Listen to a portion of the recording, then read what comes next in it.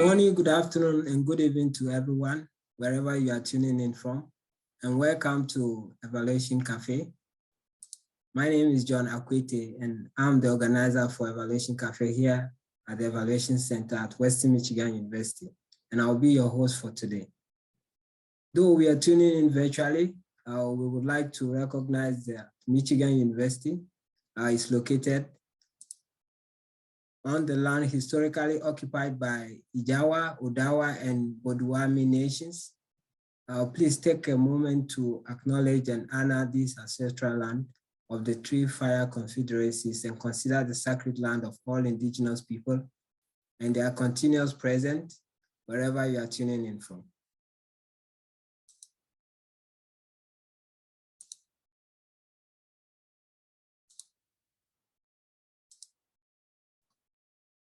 Evaluation Cafe is a weekly series presented throughout the academic year that features guest speakers on a wide range of evaluation topics, as evident in all our previous last semester presentations, and has taken place at the Evaluation Center since the early 80s, though they've been traditionally been a small in-person gathering that has been recorded and shared online continuously from last semester and this spring 2022 speaker series. While some will be a hybrid, all the events will be open to the public to join online regardless of location. For our first event of this spring 2022 semester, we are delighted to be joined by our guest, Dr. Monique Liston. Dr. Monique, she's the founder and chief strategist and joyful militant of Ubuntu Research and Evaluation. Dr. Monique, she's an unapologetic Black woman that also identifies as a warrior, scholar, evaluator, sister, and friend. Dr. Monique's best attempt in this realm is to create a safe space for Black women to use their own brilliance to defend their current and future livelihood for Black communities everywhere. She found her spiritual work is in leadership and facilitation. For now, to evaluation, normally Evaluation Cafe typically has 30 to 40 minute presentations followed by 15 to 20 minutes Q&A. Like our previous event, Dr. Monique has requested that participants submit their questions in the chat board. At any point in time, she can pause and for a few minutes and fill in those questions for the audience. I'm now going to hand over to Dr. Monique to present for the Evaluation Cafe. Feel free to take us through. We are ready. Thank you. Thank you so much. And good morning, good afternoon, good day, wherever you may be. I'm appreciative that you're taking time out in your day to listen to me talk about evaluation. I appreciate that, and don't take that lightly. Hopefully this conversation will be meaningful, useful. Please engage in the chat. I will be looking at it and able to respond as we go along, but definitely looking forward to discussion at the end of the presentation today. I'm going to give you some slides here. So the title of my presentation is the Anti-Blackness is Exhausting, but Another World is Possible Approach to Evaluation. And the reason why I talk about this approach is the approach that guides Ubuntu's work, and it's the approach that guides my work personally, but it's understanding that if we aren't honest about the oppression that is shaping our day-to-day lives, not only will we be consumed by it, but we will begin to think that there's no way past it, that it just becomes the inherent part of our daily experience. And I have to hold hope that there is room for a world where all intersectional oppressions, ableism, queerphobia, homophobia, fat phobia, racism, sexism, militarism, all of those things are not a part of a human's lived experience. Like that is my belief. And so I hold that belief because of so many ancestors who have shared that thought and knowledge with us. And I highlight 4 of them here because in their memory is really how Ubuntu moves. At the far left here, you have our beautiful, beautiful, beautiful shining light, Audre Lorde, who really spoke to what does it look like? What does it feel like to really protect and understand a Black womanhood that's not defined by manhood? What does it mean to understand and create space where our love for one another is not overshadowed by someone else's religious expectations or someone else's denial of who you are and your humanity? So we lift up Audre Lorde. We lift up the good sis Fannie Lou Hamer, who endured a lot thinking about the ways in which she was, for lack of a better word, robbed of the ability to continue to have children through some medical malpractice because she was a Black woman in the South. And also her fierce leadership about how she was going to continue to be a fighter for freedom, and doing so being very, very rooted in her values and how she shows up with her family and protecting her loved ones. We also see Octavia Butler, who is our Afrofuturist light, giving us space to imagine the world beyond this moment, beyond what we conceive of as possible. Let's think about the future and how we can involve ourselves in radically imagining the future. And then lastly, we have Harriet Tubman, who consistently made a way for folks to move from their places of enslavement into spaces of freedom, right? So you think about someone grabbing your hand and saying, let's go, we can do this. So we have reminding us of our love, being unapologetic about your love for Black people, reimagining the future and taking someone's hand and saying, let's go, we can do this. That is the foundation for our approach to evaluation. Just to give you an overview, Ubuntu Research and Evaluation is a team of unapologetic Black women, femmes, and non-binary folks working as transdisciplinary strategists committed to disrupting systemic oppression. And so we come from a multitude of backgrounds. Here's the beautiful team. You have educators, you have folks who are fluent in Spanish, you have health practitioners, folks interested in international development, social work, peace building, all shaping our evaluation strategic approach. And the 3 things that I think it's most important to know about us as an organization: we're Milwaukee based. So we are of the Midwest, from the city of Milwaukee.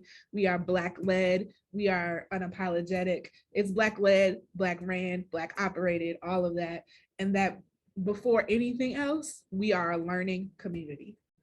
We are a learning community. So I know folks want to be like, oh, it's an evaluation consulting firm, or it's a private business. It's like, all of those things may be true, but how we understand ourselves is we're a learning community. We're a community of folks who have made a commitment to learn together and to do this disruptive work together.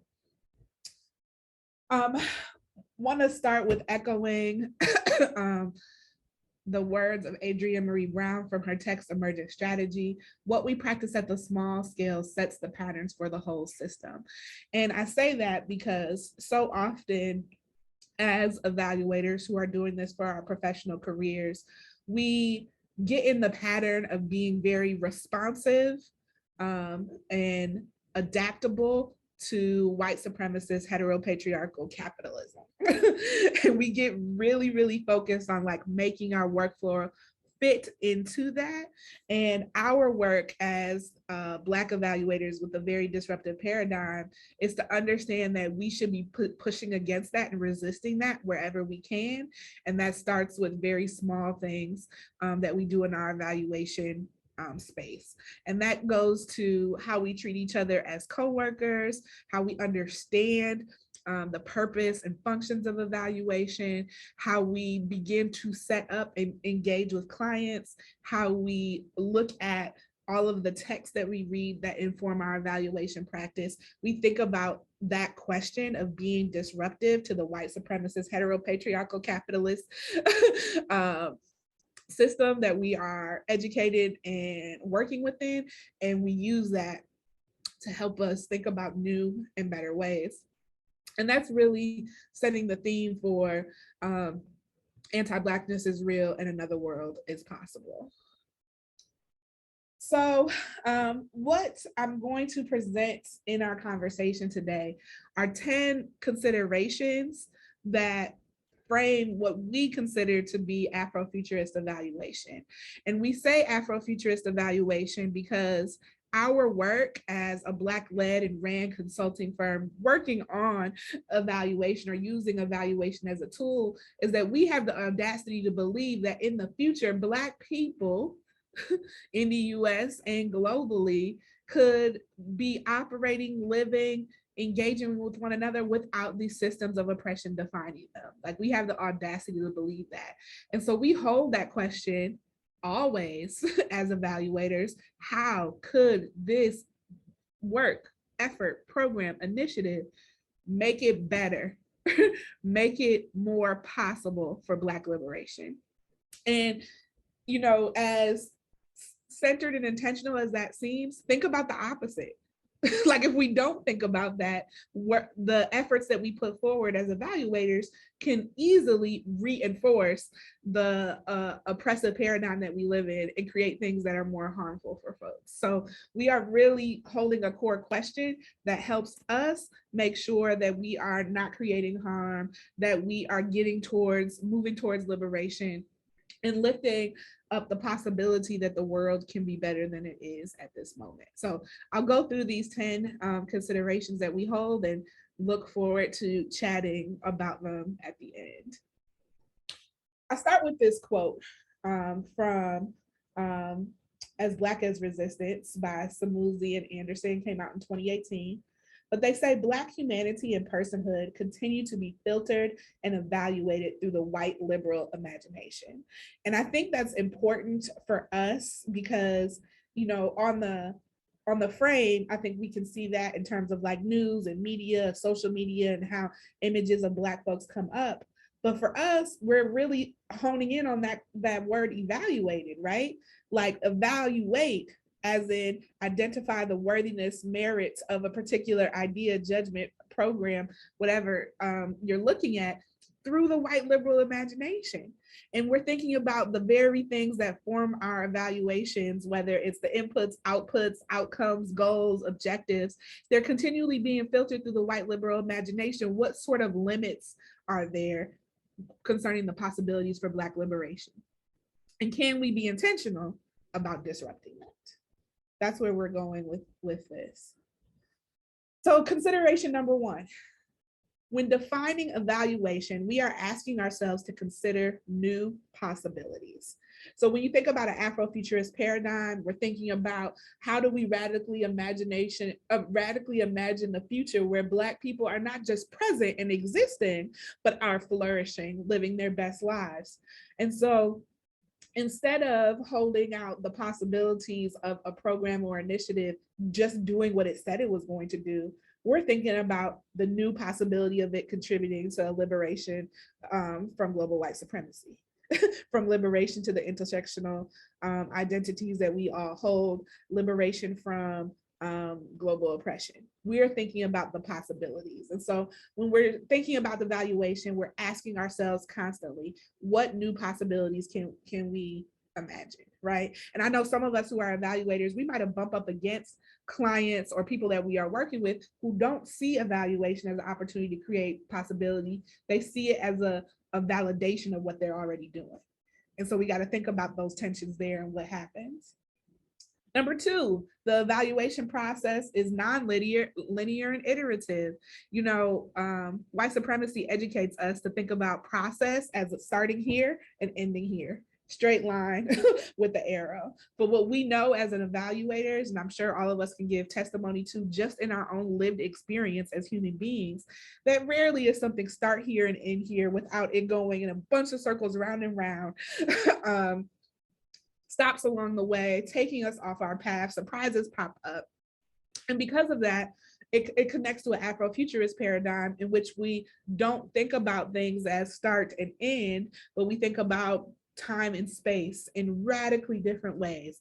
One of the concepts that I use in my dissertation, which relates to building about evaluation frames, was an idea called epiphenomenal time, which means that in your conception of time, there's things that occur, but you understand them to be about the past, be about the present moment, and about the future simultaneously, right? And so if that's true, we're talking about how people collect qualitative data from communities that do not use a white liberal imagination to understand themselves. What sort of time, space, ideas, and new paradigms would we open up, can we open up ourselves to if we understand things in that way, right? So like epiphenomenal time, when you're interviewing somebody on a qualitative project and they share like, yeah, I've been doing that. And when they've been doing that, that means they were doing it, are doing it right now, and intend to do it in the future. But if the white liberation, the white liberal imagination might limit you in just thinking that occurred in the past and not in the current moment. So we're thinking about nonlinear and iterative new ways of understanding time and space. 3, evaluation as a profession is deeply entangled with white dominant cultural norms in ways that many Black, Indigenous, and other people of color have identified, yet are also complicitly engaging within because of our present reality. So as much as I want to push against the way white supremacy has really dictated the field, I'm a product of it, right? Like my name is Dr. Monique Liston. I got a PhD. I was educated by these institutions. So that means that to the extent in which I want to push against it, I also have to acknowledge that I'm of it. And we bring that into play, especially if you think about the work of Octavia Butler, about being able to connect her radical imaginations of the future that really get to political and spiritual concepts of understanding your own morality, your own humanity, your own possibility. We start understanding that it comes from like where we are in the present moment and being able to say like, what things do we need to break free from, let go of. So there's a complicitness that we are a part of, but it also allows us to be conscious of those contradictions and work with them intentionally.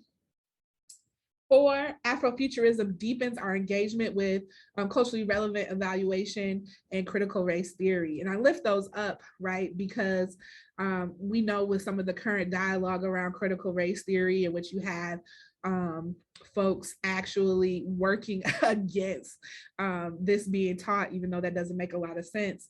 But if we think about the possibility, the radical possibility of Black people thriving in the future, we can be more culturally relevant and culturally responsive. We can be more intentional with understanding how race critically shapes every aspect of our lives.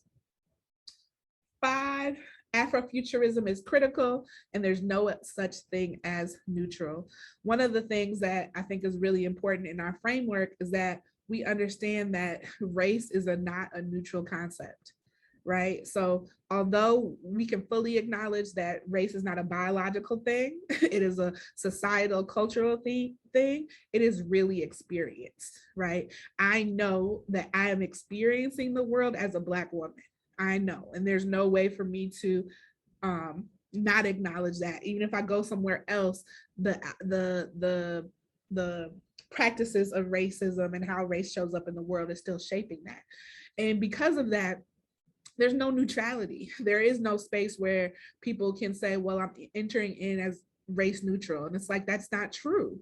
There is a political impact, social impact, societal impact always associated to racial paradigms. So when we bring this critical lens around having the audacity to believe Black people are flourishing in the future, we are acknowledging that there is no neutrality in the present, that we're trying to get to a space where we understand what we're bringing to understanding a program, initiative, or policy, and how race could be shaping it, because there's no way to say it isn't.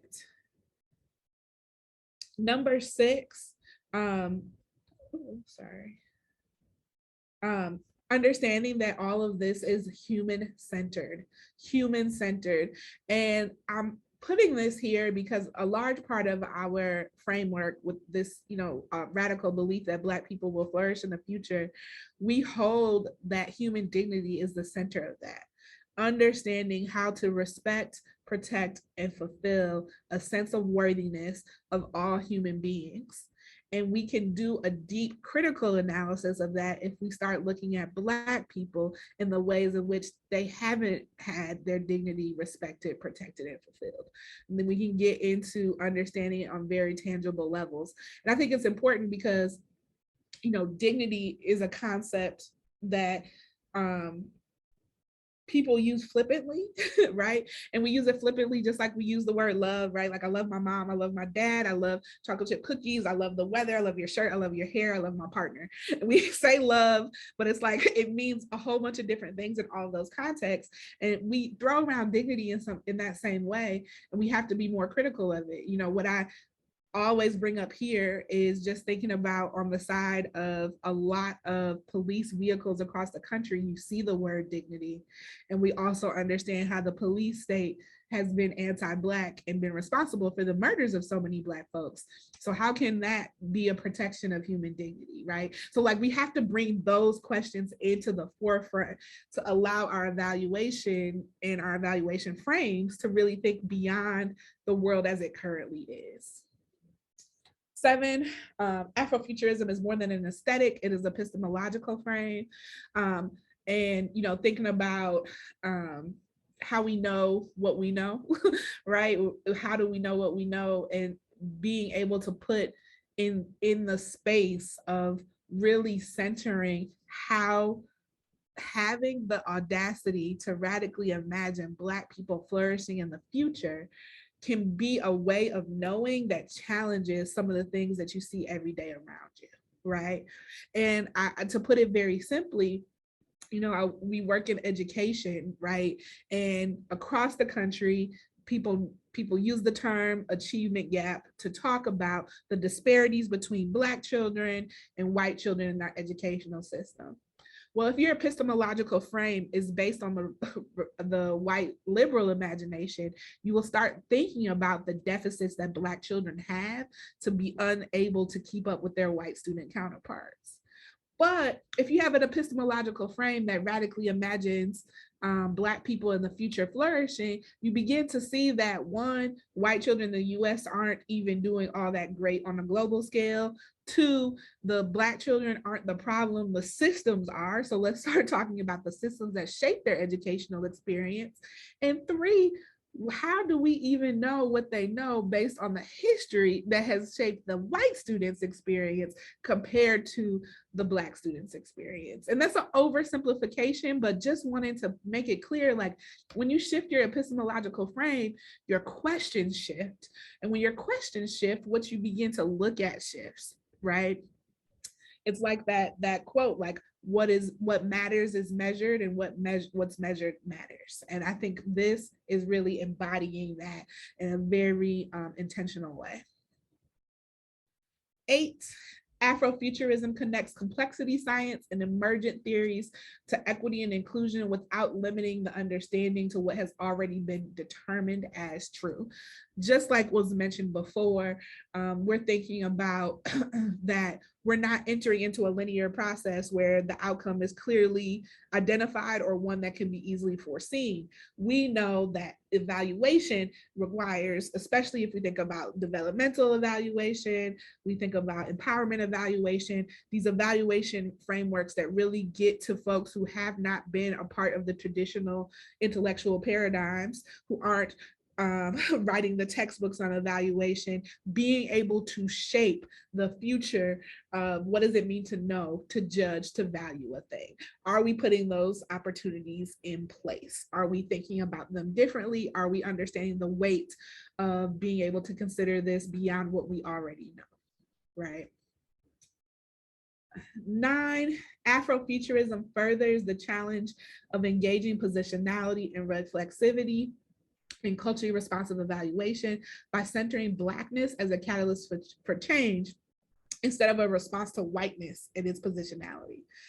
Here, what we're putting forward is like, the idea of centering Blackness isn't really just a response to what white supremacy and white dominant cultural norms have done to the field of evaluation, but it is a place that we can use as an analytical frame to change and work against the harm that those systems have caused. So when we're bringing this Afrofuturist lens to it, it's being very intentional and conscious about what culturally responsive evaluation can do, its possibilities, while we are on a grand scale being able to say, well, look, we can affirm folks, we can make more room for ideas that aren't a part of the white dominant cultural norms. We're also thinking about in what intentional ways can we begin to understand the problems that emerge because of the white supremacist social norms that have really created the world that we lived in. You know, Kimberly Crenshaw, who's famous for intersectionality, says in her TED Talk, like, if we can't name a problem, we can't solve a problem. So we have to move deep in our critical engagement to be able to name the specific instances that are shaping the problem, so we can begin to ask the questions that are most relevant to solving the problem. That is what we intend to do here with that Afrofuturist lens. And 10, evaluative thinking through Afrofuturism challenges fundamental contexts, attitudes, and beliefs that make for rigorous evaluation practice. You know, so much of the push against qualitative research and evaluation has been about its inability to be as rigorous as quantitative, but we have found, and many folks know, that the quantitative approaches with their rigor can be very exclusionary, very limiting, not making it easy for folks who haven't been a part of traditionally oppressive paradigms to make an impact or be understood in terms of their contributions to a change. And so thinking about evaluative thinking as a process, the frames, the steps in which we engage to understand judging the value, merit, worthiness of an initiative, policy, or other event, we're making room for our rigor to be more nuanced, our rigor to be more responsive, our rigor to be shaped authentically by the communities of which are of most concern when it comes to the evaluation questions that we're centering. So I share all of that, those 10 considerations, and I want to just go back to echoing the sentiment, what we practice at the small scale sets the patterns for the whole system. And so we have to ask ourselves a lot of questions about how can we be intentionally disruptive. In what ways have I unconsciously been a part of or been complicit with the systems that are harmful? How do I think about my everyday daily practice and what sort of changes I can make? How do I shape that? How do I create the space to hold and nurture that? How do I continue going back to emergent strategy? How do I begin to pollinate that idea so that it moves beyond just me, right? And so, you know, as I, close this out, what I'm focusing on through our work at Ubuntu Research and Evaluation is that we can think beyond just being responsive to our clients. We can think about radically imagining the future and having the audacity to believe that evaluation is a tool for us to get there, not just something to judge ourselves against, but a tool for us to think about if we have the audacity to believe that Black people can flourish in the future, what kind of questions will we ask? And this goes to any of our evaluation work. This isn't explicit of like just a racial equity assessment. This is just thinking about any evaluation question. In what ways can we deepen or further the questions that we're asking, the processes that we're using, if we're working towards, you know, a liberated, a space for all of us, Black liberation, thinking about the world beyond race, putting all these tools into practice. So that's the end of my formal presentation. Definitely want to get into some dialogue, hear some feedback, get into a space for us to, you know, chat a little bit. Thank you, Dr. Liston. Thank you. If you have any question, you can put it in the chat box. I'll read it out then. Okay, there are some coming in. Yeah, so this first question about stories about how these considerations look like in practice. I can give one that's coming to mind immediately. You know, I was saying what we practice at the small scale matters for the whole system. And I'm sharing this story with permission because we share this story often. So we were partnered with a large evaluation firm that's very white culturally, and the partners that were working with us on the project were also white male in particular was working with us. And we have been working on this project for a couple months, beginning to meet some of the folks who will be giving us the most important data. And we were setting the context over the last few years to kind of shape where their organization had been. And the white male said, you know, in 2020 with the death of George Floyd, and went on. And I immediately said, wait a minute, you mean the murder of George Floyd and Breonna Taylor? And he was like, yes, my fault, you're right. The murder of George Floyd and Breonna Taylor, and was able to continue forward. And I bring that up because one, that was intentionally disruptive, right? Because it was talking, it was like, excuse me, you gotta get your language right. But two, getting that language right is imperative, right? When we say first of all, when we talk about what happened in 2020 and the march and the protests, if we highlight George Floyd and forget about Breonna Taylor, we're once again prioritizing Black male identities over Black femme and female identities. So that's problem number one. Number two, when we talk about the death, we think we are depoliticizing their really politicized experience. They were killed because they were Black engaging with the police state. And so we have to make sure that we are very clear that they were not, they did not just die of natural causes, they were actually murdered.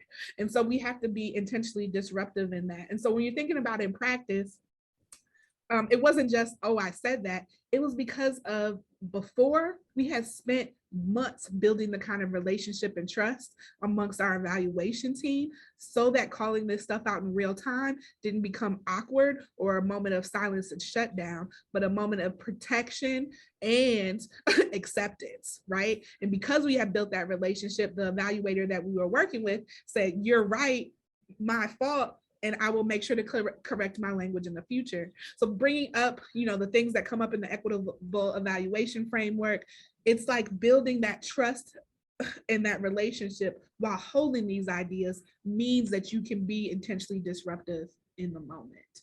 So that's an example.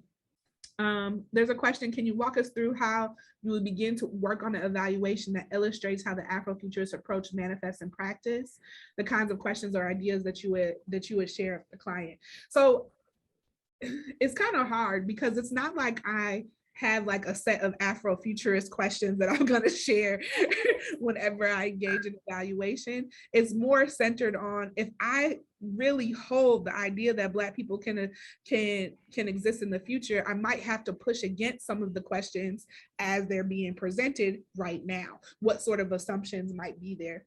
An example that I can give was around an organization that was wanting to evaluate wealth using a metric of home ownership.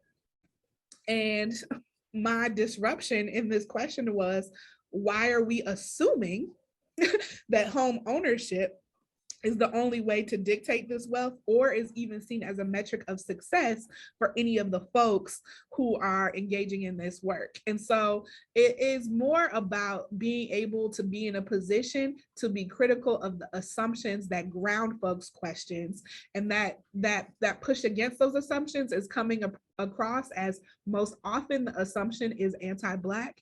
And if I am consciously thinking about the ways Black people should be a part of the future, I'm going to be constantly pushing against that anti-Blackness wherever it manifests, which often might be the assumption on their livelihood, assumption what they have access to, assumption of how they will respond, assumption of what's important to them, and getting into more authentic engagement of like, what does it mean to actually build relationship with who you're curious about, communities you want to engage in, as opposed to that constant practice of extraction and just going into communities and taking ideas from them and running away and profiting off of them. Specific resources for Afrocentric Indigenous practices that institutions are using currently, particularly when it comes to the evaluation of Black and Indigenous people's work ethic and professionalism. I think the first thing is really actually working with Black and Indigenous evaluators. I am lucky enough to be in community with folks where we are uplifting what does it mean to authentically engage Indigenous communities and authentically engage Black communities. But more often than not, folks are so pressed to be representative and tokenized that they're like, here's the Black person, or here's the Indigenous person, as opposed to recognizing there are groups who are intentional with knowledge creation, knowledge seeking, that are of those communities in which they should engage in intentionally. Following that, on the university level, I think it's really important that our local universities make authentic, intentional truth and reconciliation with their Indigenous communities that surround the land that their institutions are on. And land acknowledgement is one thing, but also building reparative relationships is a whole nother thing.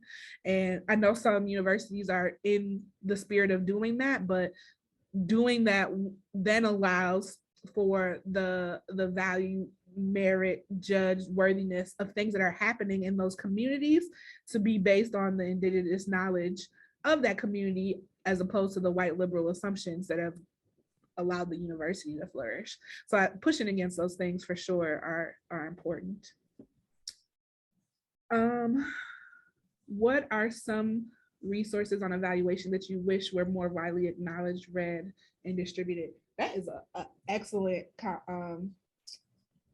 question.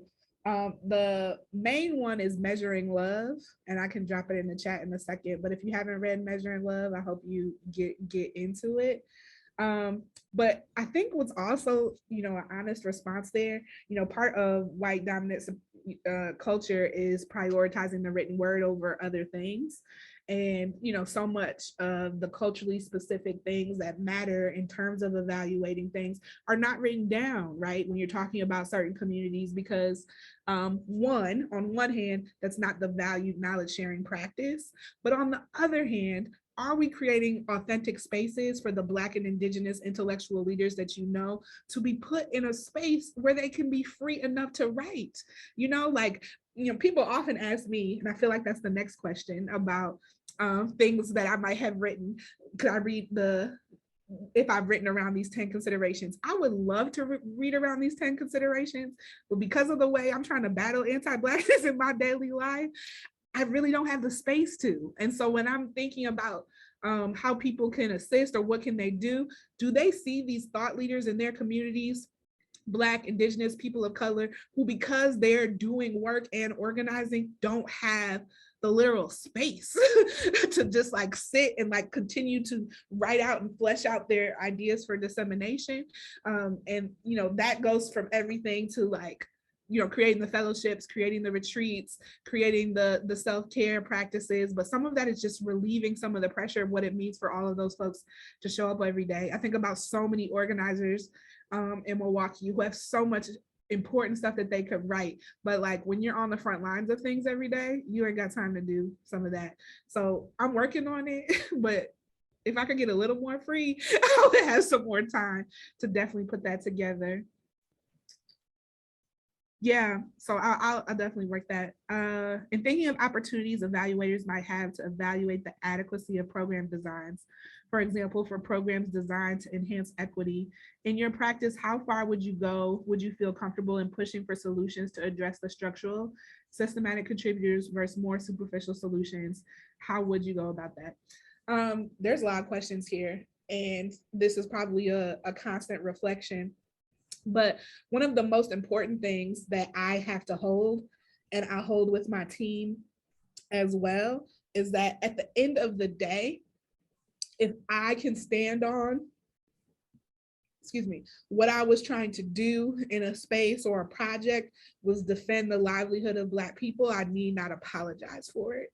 And I say that intentionally about the how far would you go? And I'll just keep it 100 with y'all.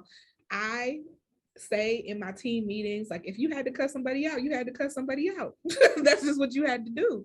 And I say that with intention about sometimes we're so busy trying to protect feelings in the name of professionalism that we're really doing a disservice to the ultimate objective, which is liberation from all of this. And in my experience, no one has been mad at me for telling them the truth.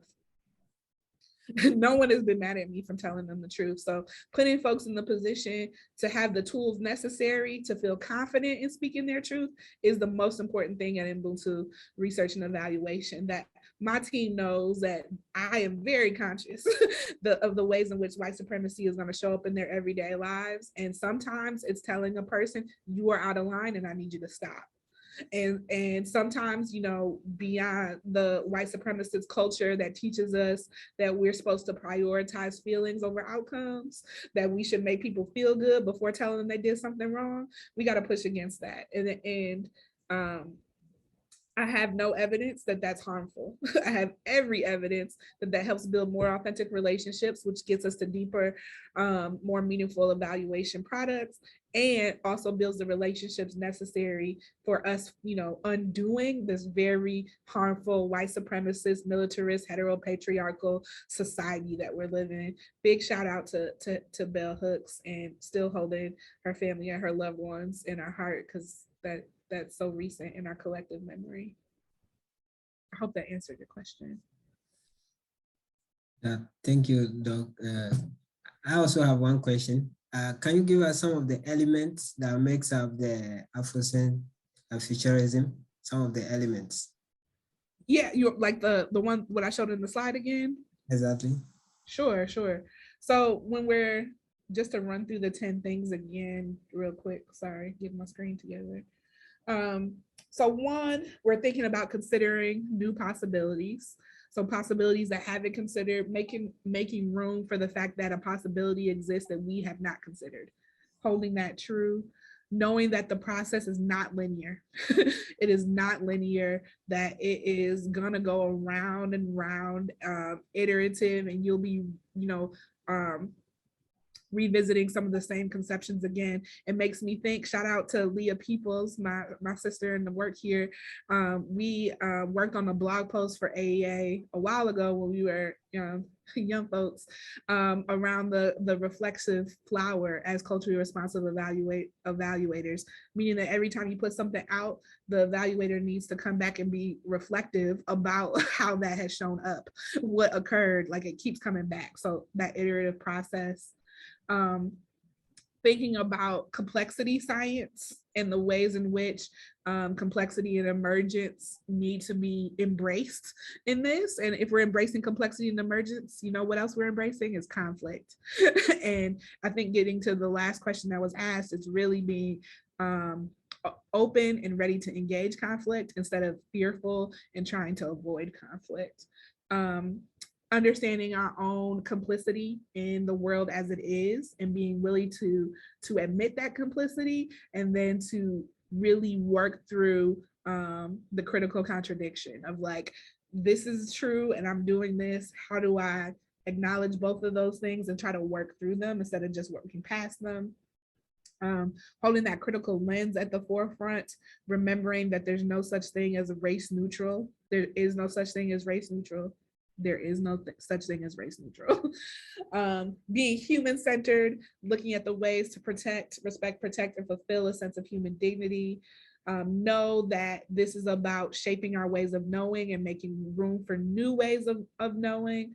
And lastly, being able to reflect on our own positionality and its relationship to creating change. Are we doing the same things over and over again? Are we making room for new things? Or are we remaining stagnant and really in service to the oppression that has shaped our world? Thank you, thank you, thank you. So if any of the participants have a question, you can unmute yourself and ask. Doc, we have some, at least some 30 minutes more to go.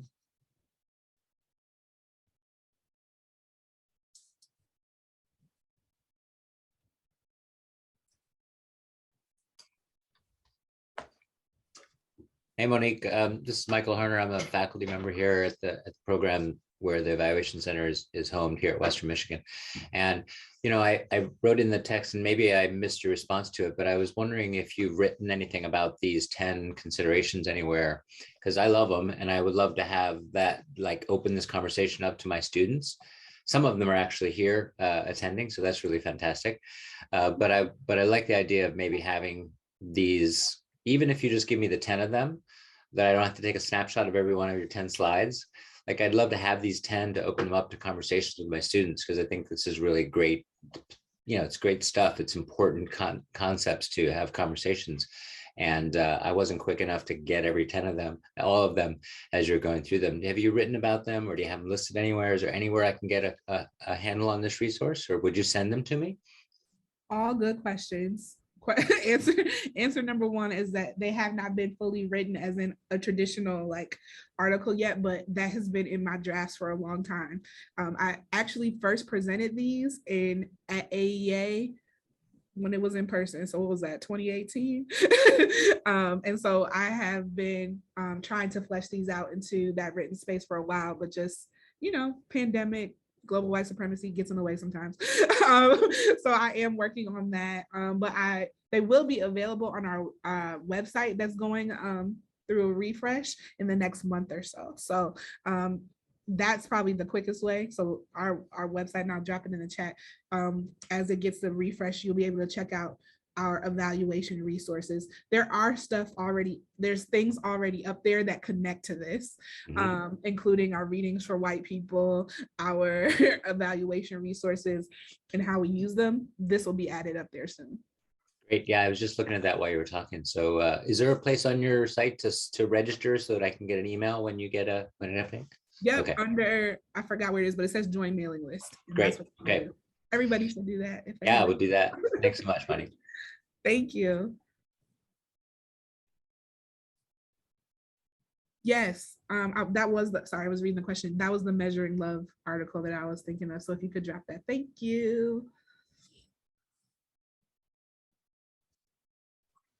I just want to really quickly thank you for your brilliance. Every time I have heard you speak, Dr. Liston, I just sit in awe and try my best to process, which I can't at all as fast as you live this beautiful truth. And I would love to know if there's a link on your website to be able to pay you for some of this incredible and amazing work. So please let us know about how we can pay you.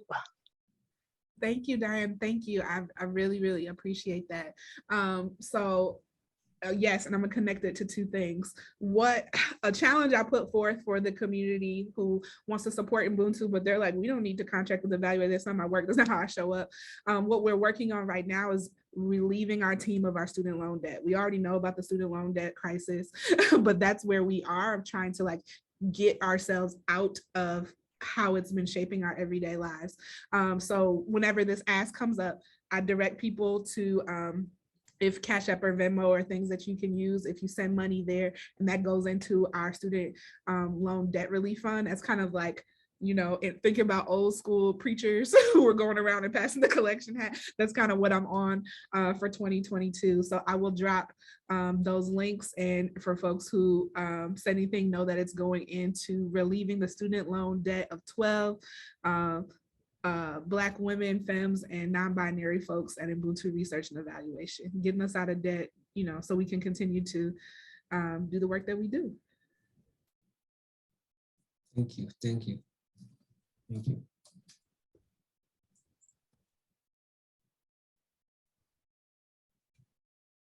So,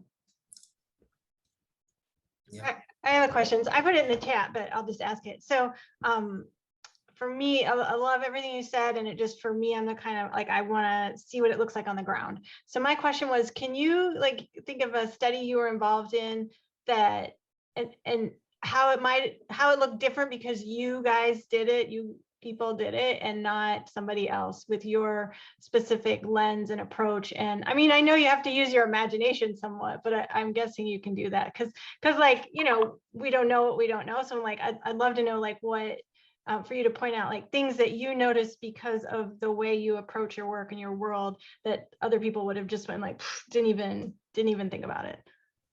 Yeah, the example that's coming to mind is a project that we are working on right now with a very large institution. And we are not the traditional consulting firm that they would deal with.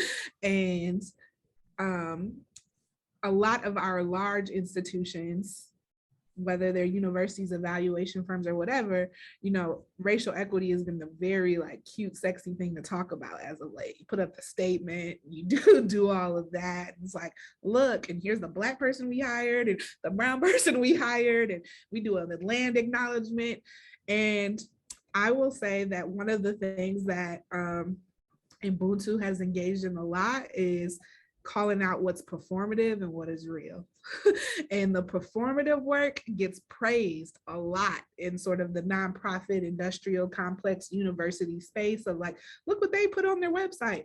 And so when we go into the project, and this is giving you a tangible example of that, what was cute and performative is saying that we want to use an equitable evaluation. And we were like, great, this means you have to make time in your contract for relationship building before we can get to the deliverables. And that was oh really? Oh really? And it was a shift that if we were there, I don't think that kind of priority would have been put on what the relationship building process needed to be to get the outcomes. So that's a tangible frontline thing. And I can tell you for sure, if that frontline thing hadn't been done, what's happening way down the line would be completely different. So I can't even get to what might have been there because we had to start at the root of it. Another component is, this is just a thankful space, right? So Ubuntu has two large departments. We have our research and evaluation department, and we have our training and learning education department. And very often when they hire the Black consultant, they expect for free this sort of one-on-one understanding race to just come along with it because they've hired you. And because we have this other department, it was like, well, we're your evaluators, but it's very clear that you need some educational understanding race and how it shows up in your organization. You have to pay for that. Here's how much it costs, and here's the department that you have to go to.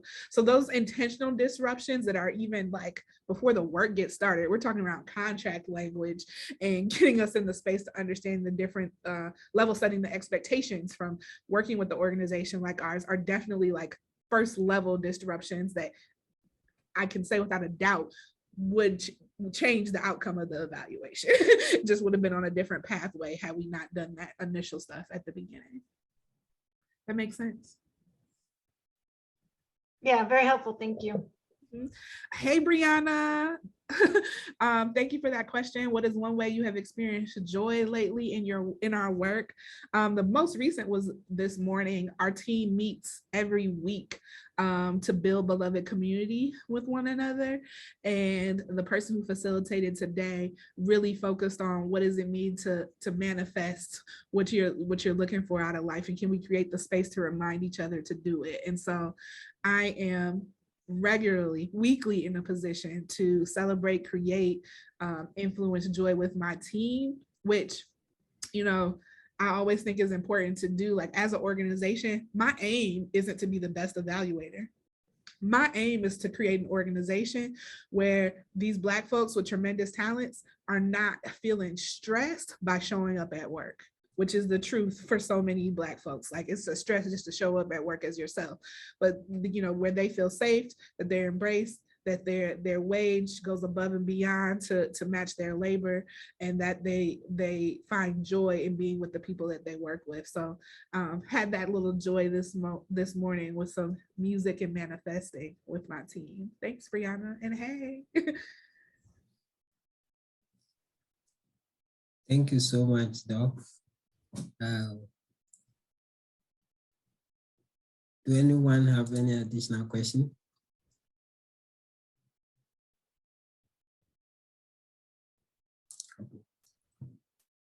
Thank you again, Doc, and thank you all for your participation. Stay tuned for the upcoming, for the email, and also for the recording. Those who participated, it will be emailed to you. And also be sure to register for the next week, that's next 2 weeks, Eval Cafe, where we'll be joined by Aisha Roy. She's the founder and learning and change strategies at Coactive Change, and Vic Shankar. She's also the co-chair of the American Evaluation Association DEI Working Group. They will be presenting on compassion and critics, care and courage, generative conflict, and consciousness raising as an alternative to do no harm in evaluation. So that will be an interesting presentation. I will encourage you all to also join next 2 weeks. Thank you very much for your attendance.